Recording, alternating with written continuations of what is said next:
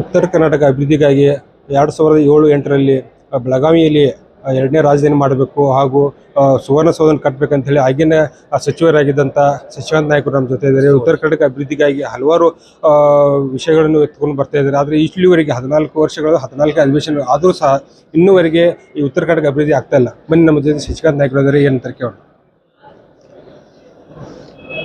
2007-8 ಬಹುತೇಕ ಆ ಸಂದರ್ಭದೊಳಗೆ ಮಾನ್ಯ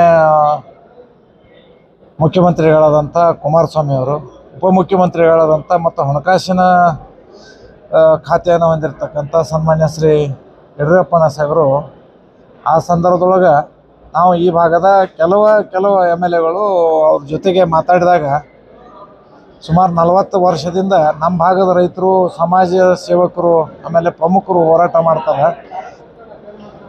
ಉತ್ತರ ಕರ್ನಾಟಕದ ಅಭಿವೃದ್ಧಿ ಆಗಿಲ್ಲ, ಗೋಸ್ಕರ ಒಂದು ಅಧಿವೇಶನ ನಡೆಸ್ಬೇಕು ನೀವು ಇಲ್ಲಿ ಉತ್ತರ ಭಾಗದೊಳಗೆ, ಅದು ಬೆಳಗಾವಿ ಒಳಗೆ ನಮ್ಮ ನಾಡ್ಬೇಕಂತಂದಾಗ ನಿಜವಾಗಿಯೂ ಇಮಿಡಿಯೇಟ್ ಒಪ್ಕೊಂಡ.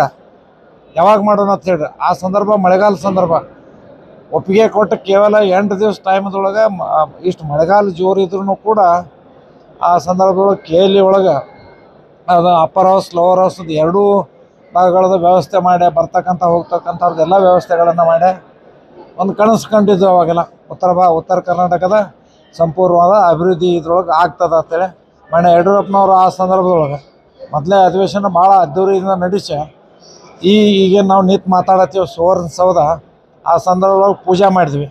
ಆ ಸಂದರ್ಭ ಯಾವ ರೀತಿಯಾಗಿತ್ತಂದ್ರೆ ಇದೇ ಸ್ಥಳವನ್ನು ಆಯ್ಕೆ ಮಾಡಿಕೊಂಡು ಇಲ್ಲೇ ಪೂಜೆ ಮಾಡ್ಬೇಕಂತೇಳಿ ಆಲೋಚನೆ ಮಾಡಿದ್ವಿ. ಆದರೆ ಜಾಮದಾರ್ ಅವರು ಅದನ್ನು ವ್ಯಾಕ್ಸಿನ್ ಡಿಪೋನೊಳಗೆ ಹಾಕೊಂಡು ಅಂತೇಳಿ ವ್ಯಾಕ್ಸಿನ್ ಡಿಪೋದೊಳಗೆ ಪೂಜೆ ಮಾಡಿಸಿದ್ರು ಒಂದು 50 ಎಕರೆ ಜಾಗದೊಳಗೆ. ತದನಂತರ ನಮ್ಮ ಸಂದರ್ಭದೊಳಗಣ ಸ್ಥಳ ಚೇಂಜ್ ಆಯ್ತು. ಅದು ಈಗೇನು ಇಲ್ಲಿ ಹಲಗ ಬಸ್ತಾಡ ಹತ್ತಾರ ಇಲ್ಲೇನ ತೊಗೊಂಡು ಭಾಳ ಕಡಿಮೆ ಹಣದೊಳಗೆ ಅವಾಗ ತೊಗೊಂಡಿತ್ತು. ಅದರ ಕಾಲದ ನಂತರ ಅದ್ರದ್ದು ರೇಟ್ ಕೂಡ ಜಾಸ್ತಿ ಆಯ್ತು. ಇಲ್ಲಿ 100 ಎಕರೆ ಅವಾಗ ಸನ್ಮಾನ್ಯ ಶ್ರೀ ಯಡಿಯೂರಪ್ಪನವರು ಹಣಕಾಸಿನ ಮಂತ್ರಿಗಳಿದ್ರು. 270 ಕೋಟಿ ರೂಪಾಯಿ ಹಣ ತೆಗೆದಿಟ್ಟ. ಆ ಸಂದರ್ಭ ಪ್ರಾರಂಭ ಮಾಡಿ ಜಗದೀಶ್ ಶೆಟ್ಟರ್ ಸಾಹೇಬ್ರ ಕಾಲದೊಳಗೆ ಈ ಕಟ್ಟಡ ಮುಗೀತು. ಭಾಳ ಏನೋ ಫಾಸ್ಟ್ ಆಗ್ತಿತ್ತು. ಅವಾಗ ನಾನು ಈ ಜಿಲ್ಲೆಯ ಉಸ್ತುವಾರಿ ಸಚಿವನಾಗಿ ಈ ಭಾಗದ ಉತ್ತರ ಕರ್ನಾಟಕದ ಎಲ್ಲ MPಗಳನ್ನು ಎಲ್ಲ MLAಗಳನ್ನು ವಿಶ್ವಾಸಕ್ಕೆ ತೊಗೊಂಡ ಒಂದು ಮಾತನ್ನು MPಗಳ ಜೊತೆಗೆ ಚರ್ಚೆ ಮಾಡಿ ಇಲ್ಲೇ ಒಂದು ಭಾಳ ವಿಶೇಷವಾದಂಥದ್ದನ್ನು ಮಾಡೋಣ, ಇಲ್ಲಿ ಮಾಡಾಕತ್ತಾರ ಅಂದಾಗ ವಿಶೇಷವಾಗಿ ಮಾಡೋಣ ಅಂತ ಕೇಳಿದಾಗ ನಾನು ಅವ್ರಿಗೆ ಹೇಳಿದ್ದೆ. ನಾನು ಡೆಲ್ಲಿಗೆ ಹೋದಾಗ ಸೆಂಟ್ರಲ್ ಹಾಲ್ ಮಾಡಿದ್ವಿ ಅಲ್ಲಿ. ಆ ರೀತಿ ಇಲ್ಲೇ ಸೆಂಟ್ರಲ್ ಹಾಲ್ ಇಟ್ಕೊಂಡು ಅಪ್ಪರ್ ಹೌಸ್ ಲೋವರ್ ಹೌಸ್ ಏನಾದ್ರದ್ದು ಅಡ್ರೆಸ್ಸನ್ನು ಮಾತಾಡಿ ನಮ್ಮ ರಾಜ್ಯಪಾಲರ ಭಾಷಣ ನಡೀತದ. ಆ ಸಂದರ್ಭದೊಳಗೆ MLA ಹೌಸ್ನೊಳಗೆ ಮಾಡ್ತಿದ್ರು. ಅದನ್ನೊಂದು ಸ್ವಲ್ಪ ಹೋಗ್ಲಾಡಿಸ್ಬೇಕಂತೇಳಿ ಇಲ್ಲಿ ಅದನ್ನು ವಿನ್ಯಾಸವನ್ನು ಚೇಂಜ್ ಮಾಡಿ ಸೆಂಟ್ರಲ್ ಹಾಲ್ ಮಾಡಿ. ಇಡೀ ದೇಶದೊಳಗೆ ವಿಧಾನಸಭೆದೊಳಗೆ ಸೆಂಟ್ರಲ್ ಹಾಲ್ ಕರ್ನಾಟಕ ಬಿಟ್ಟರೆ ಎಲ್ಲಿಯೂ ಇಲ್ಲ. ಅವಾಗ ಅದಕ್ಕೆ ನಮಗೆ ಹುರುಪಿತ್ತಲ್ಲ, ಈ ಭಾಗದ ಅಭಿವೃದ್ಧಿ ಆಗಿಬಿಡ್ತದ ಅಂತಕ್ಕಂಥದ್ದು ಆಲೋಚನೆ. ಆದ್ರೆ ಆಯಿತು. ಆ ಸಂದರ್ಭದೊಳಗೆ ಸಾಕಷ್ಟು ನೀರಾವರಿ ಬಗ್ಗೆ, ಈ ಭಾಗದ ಶೈಕ್ಷಣಿಕ ಬಗ್ಗೆ ಮತ್ತು ಅನೇಕ ಡ್ಯಾಮ್ಗಳು, ನೀರಾವರಿ ಬಗ್ಗೆ ಒಂದಿಷ್ಟು ಆಯಿತು. ಶಿಕ್ಷಣ ಬಗ್ಗೆನೂ ಆಯ್ತು. ಈಗ ಶಿಕ್ಷಣ ಅದ್ರ ಜೊತೆಗೇನ ಅಂದ್ರೆ ಇದರ ಅಭಿವೃದ್ಧಿ ಹೆಚ್ಚಾಗಬೇಕಂದ್ರೆ ಇನ್ಕಮ್ ಸೋರ್ಸ್ ಜಾಸ್ತಿ ಆಗಬೇಕು. ಅಂದ್ರೆ ಹೆಂಗೆ ಮಾಡಬೇಕು ಅಂತೇಳಿ ಆ ಸಂದರ್ಭದೊಳಗೆ ಇಂಡಸ್ಟ್ರಿ ಹೆಚ್ಚಾಗಬೇಕು ಅಂತೇಳಿ ನಮ್ಮ ಮುರುಗೇಶ್ ನಿರಾಣಿ ಅಂತಕ್ಕಂಥವ್ರು ಮಾನ್ಯ ಸಚಿವರಿದ್ದರು. ನಮ್ಮ ಬೃಹತ್ ಕೈಗಾರಿಕೆ ಸಚಿವರು ಅವ್ರ ಜೊತೆಗೆ ವಿಚಾರ ಮಾಡಿಕೊಂಡು ಅನೇಕ ಜಿಲ್ಲೆಗಳಲ್ಲೇ ಆಯಾ ಜಾಗಗಳನ್ನು ನೋಡಿ ಅವಾಗ ಗುರುತು ಮಾಡಿಸಿ ಆ ಸಂದರ್ಭದೊಳಗೆ ಆಯ್ತು. ಅದು ತದನಂತರ ಈಗ 14 ಅಧಿವೇಶನಗಳು ಇಲ್ಲಿ ನಡೆದಿದ್ದಾವೆ. ಇವತ್ತು ಮನೆಯೂ ಕೂಡ ನಡೆದಿತ್ತು. ಭಾಳಷ್ಟು ಮಂದಿದ್ದು ಹೋರಾಟ ಆಯಿತು. ಉತ್ತರ ಕರ್ನಾಟಕ ಬಗ್ಗೆ ಸರಿಯಾಗಿ ಮಾತಾಡ್ರಿ, ಕಬ್ಬಿನ ಬಗ್ಗೆ ಇವತ್ತು ಅನೇಕ ತೊಂದರೆಗಳದಾವೆ, ಕಬ್ಬಿನ ಬಗ್ಗೆ ಇದನ್ನು ಚರ್ಚೆ ಮಾಡಿರಿ. ಇಲ್ಲೇ ಕಬ್ಬಿಗೆ ಯೋಗ್ಯ ಬೆಲೆ ಕೊಡಿಸ್ತಕ್ಕಂಥದ್ದು ಕೇಂದ್ರ ಮತ್ತು ರಾಜ್ಯ ಸರ್ಕಾರಗಳ ತಾವು ಕೂಡ ಇವತ್ತು ಹಣ ಕೊಡಿಸ್ರಿ ಅಂತೇಳಿ ಅನೇಕ ರೈತರು ಇವತ್ತು ಹೋರಾಟ ಮಾಡಿದ್ರು, ತೊಂದರೆದೊಳಗೆ ಅನುಭವಿಸಿದ್ರು. ಅವ್ರಿಗೆ ಇವತ್ತು 3200 ರೂಪಾಯಿ ಇವತ್ತು ಏನೇನೋ ಸರ್ಕಾರ ತಾವಷ್ಟು ಕೊಡೋದು ಮಾಡಿದ್ದಾರೆ ಇವತ್ತು ಕಬ್ಬಿಗೆ. ಆದರೆ ಇನ್ನು ಮಹಾರಾಷ್ಟ್ರ ರೀತಿಯೊಳಗೆ ಹೆಚ್ಚಿಗೆ ಆಗಬೇಕು. ಇವತ್ತು ಮಹಾರಾಷ್ಟ್ರ ಒಳಗೆ 2500ರಿಂದ ಹಿಡಿದು 2700 ನಡೆಯುತ್ತೆ ಕಬ್ಬಿನ. ಆ ರೀತಿ ಒಳಗೆ ಕಬ್ಬಿನ ರೇಟು ಬರಬೇಕು. ಅದ್ರ ಜೊತೆಗೆ ಈ ಭಾಗದೊಳಗೆ ಹಣ ಇಡಬೇಕು ಅಂತಕ್ಕಂಥದ್ದು ಅನೇಕ ಜನರದ್ದು ಬೇಡಿಕೆ ಆಯ್ತು. ಇವತ್ತು ನೀರಾವರಿ ಸಲುವಾಗಿ ಹಣ ಇಡಬೇಕಂದ್ರೆ ಹಣ ಇಡಬೇಕಲ್ಲ, ಯೋಜನೆಬದ್ಧವಾಗಿ ಇವತ್ತು ಈ ಭಾಗದ ಅಭಿವೃದ್ಧಿಗೋಸ್ಕರ ಇರಬೇಕಾಗಿತ್ತು. ಈಗ ಮಣ್ಣಿನ ಹೌಸ್ದೊಳಗೆ ಏನು ಅಂಥದ್ದೇನು ನನಗೇನು ಅನ್ನಿಸ್ಲಿಲ್ಲ. ಚರ್ಚೆ ಆಗ್ಯದ. ಇವತ್ತು ನಮ್ಮ ಭಾಗಕ್ಕೆ ಈ ಸಲ ಏನಾದ್ರು ಆಶಾದಾಯಕವಾದಂಥದ್ದು ಒಂದು ನಿರೀಕ್ಷೆಗೆ ಮೀರಿ ಇವತ್ತು ಇಲ್ಲಿ ಏನಾರ ಒಂದು ವ್ಯವಸ್ಥೆ ಆಗ್ತೈತೆ. ಯಾವುದೋ ಘೋಷಣೆಗಳು ನನಗೆ ನೆನೆಸ್ಲಿಲ್ಲ. ಬಿಲ್ಗಳು ಪಾಸ್ ಮಾಡಿಕೊಂಡ್ರು, ಚರ್ಚೆ ಮಾಡಿದ್ದಾರೆ. ಅಪೂರ್ವವಾದಂಥ ಚರ್ಚೆ ಅದ ಇವತ್ತು. ಪೂರ್ತಿ ಆದಂಥ ಚರ್ಚೆನೂ ಕೂಡ ಇಷ್ಟೊಂದು ನನಗೆ ಕೆಟ್ಟ ಅನ್ನಿಸ್ತದೆ ಇವತ್ತು.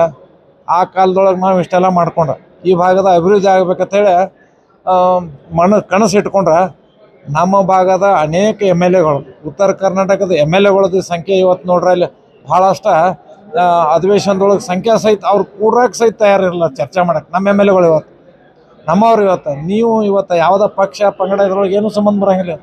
ಸಂಬಂಧ ಏನು ಬರ್ತದೆ?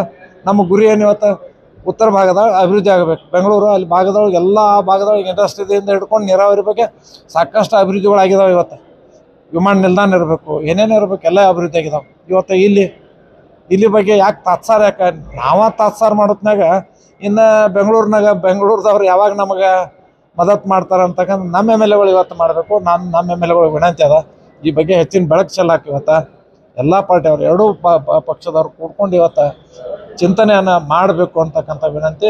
ಈಗೂ ಕೂಡ ಕಾಲು ಮಿಂಚಿಲ್ಲ. ಕೇಳಾಕತ್ತೀರಿ ಏನ ನೀವು ನಮ್ಮ ಅಭಿವೃದ್ಧಿ ಆಗಲಿಲ್ಲ ಅಂದ್ರೆ ನಾವು ಪ್ರತ್ಯೇಕ ರಾಜ್ಯಕ್ಕೆ ಹೇಳ್ತೀವಿ ಅಂತೇಳಿ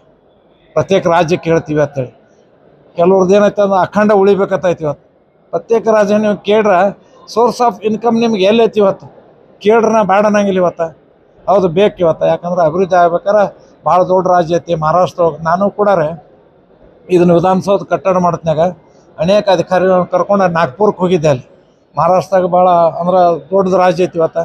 ಅಲ್ಲಿಯೂ ಕೂಡ ಬೇರೆ ಅಧಿವೇಶನ ನಡೆಸ್ಬೇಕಂತೇಳಿ ನಾಗ್ಪುರದೊಳಗೆ ಮಾಡಿದ್ದಾರೆ. ನಾಗ್ಪುರದೊಳಗೆ ಯಾವ ರೀತಿ ಇವತ್ತು ಅದನ್ನು ಡೆವಲಪ್ ಮಾಡ್ಕೊಂಡಾರೆ. ಇವತ್ತು ಕೂಡ ಮೊನ್ನೆ ಸತೀಶ್ ಜಾರಕಿಹೊಳಿ ಅವ್ರ ಕಡೆ ನಾವು ಭೇಟಿ ಆಗಕ್ಕೆ ಹೋಗಿದ್ದೆವು. ನಮ್ಮದೊಂದೇನೋ ಸಕ್ಕರೆ ಕಾರ್ಖಾನೆ ಒಂದು ಸಮಸ್ಯೆ ಇತ್ತು ನಮ್ಮ ಸಂಗಮದ. ಅವ್ರ ಜೊತೆಗೆ ಮಾತಾಡೋಕೆ ಹೋದಾಗ ಅವ್ರಿಗೂ ಕೂಡ ವಿನಂತಿ ಮಾಡ್ಕೊಂಡೆವು, ಇದನ್ನು ಮಾಸ್ಟರ್ ಪ್ಲ್ಯಾನ್ ಹಾಕಿರಿ. ಇವತ್ತು ಇನ್ನೂ ಬೆಳವಣಿಗೆ ಆಗಿಲ್ಲ. ಇವತ್ತು ನಾಗ್ಪುರದೊಳಗೆ ಇಲ್ಲಿ ನಿಂತು ನೋಡ್ರೆ 10 ಕಿಲೋಮೀಟ್ರ್ ರೋಡ್ ಕಾಣಿಸ್ತದೆ. 10 ಕಿಲೋಮೀಟ್ರ್ ಆಚೆಗೆ ವಿಧಾನಸೌಧ ಕಾಣುವಂಗೆ ಅಲ್ಲಿ ರಸ್ತೆಗಳನ್ನು ನಿರ್ಮಾಣ ಮಾಡಿದ್ದಾರೆ. ಮೊನ್ನೆ ಮಂತ್ರಿಗಳಿಗೆ ಹೇಳಿದೆ, ತಮ್ಮದು ಹೆಸರನ್ನು ಉಳಿತದೆ, ದಯಮಾಡಿ ನೀವು ಹೆಬ್ಬಾಳ್ಕರ್ ಅವ್ರು 2 ಮಂತ್ರಿಗಳು ಅದಾರೆ ಇವತ್ತು. ಈ ಸಂದರ್ಭದಾಗ ಅದನ್ನು ದುಡ್ಡು ಹಾಕಿ ಖರ್ಚು ಮಾಡಿರಿ, ಮುಂದಿನ ಇದ್ರೊಳಗೆ ಹಣ ನಮಗೆ ವಾಪಸ್ ಬರ್ತದೆ ಅಂತೇಳಿ ಇವತ್ತನ ಮುಂಜಾನೆ ಬೆಳಗ್ಗೆ ಅವ್ರಿಗೆ ಭೇಟಿಯಾಗಿ ವಿನಂತಿಯನ್ನು ಮಾಡ್ಕೊಂಡಿದ್ದೀನಿ.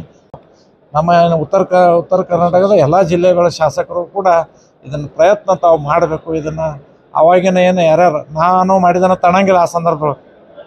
ಆ ಸಂದರ್ಭದಲ್ಲಿ ನಾನು ಕೂಡ ಯಾವಾಗೂ ನನಗನ್ನಂಗಿಲ್ಲ, ನನ್ನವ್ರ ಜೊತೆ ಕರ್ಕೊಂಡು ಮಾಡಿದಂಥ ಅದನ್ನು ಈ ಭಾಗದ ಅಭಿವೃದ್ಧಿಗೋಸ್ಕರ ಇವತ್ತು ನೀವು ಶ್ರಮ ವಹಿಸ್ಬೇಕು. ನಾವು ಮಾಡಿರ್ತಕ್ಕಂಥದ್ದು ಸಾಮಾನ್ಯ ಜನ ಹೋರಾಟ ಮಾಡಿದ್ದನ್ನು ತೊಗೊಂಡು ಅಧಿವೇಶನ ನಡೆಸಿದ ನನ್ನ ಸಂದರ್ಭದೊಳಗೆ. ಈಗ ನಾವು ಮಾಡಿರ್ತಕ್ಕಂಥ ಆಶೆ ಇಲ್ಲಿ ಕಟ್ಟಡ ಕಟ್ಟಿದ್ದೇವೆ, ಇಲ್ಲೆಲ್ಲ ವ್ಯವಸ್ಥೆ ಮಾಡಿದ್ದೀವಿ. ಇದ್ರದ್ದು ಒಂದು ಏನಾರ ಒಂದು ಸಂದೇಶ ಹೋಗ್ಬೇಕಾದ್ರೆ ಅಂದ್ರೆ ನೀವೆಲ್ಲರೂ ಕೂಡ್ರಿ, ಇಲ್ಲಿ ರಿಕ್ ಆಗ್ರಿ, ಗಟ್ಟಿ ಆಗ್ರಿ, ಮುಖ್ಯಮಂತ್ರಿಗಳನ್ನು, ಉಪಮುಖ್ಯಮಂತ್ರಿಗಳನ್ನು, ಎಲ್ಲ ಮಂತ್ರಿಗಳನ್ನು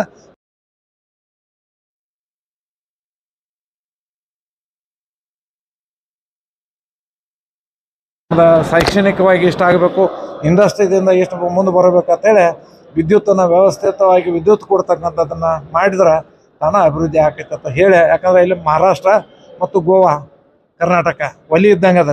3 ರಾಜ್ಯದ ಸಂಗಮ ಇಲ್ಲಿ ಅದ. ಇವತ್ತು ಅದ್ರದ್ದು ಎಲ್ಲರದ್ದು ಉಪಯೋಗ ಆಕೈತಿ ಅಂತ ಹೇಳಿ ನನ್ನ ವಿನಂತಿ.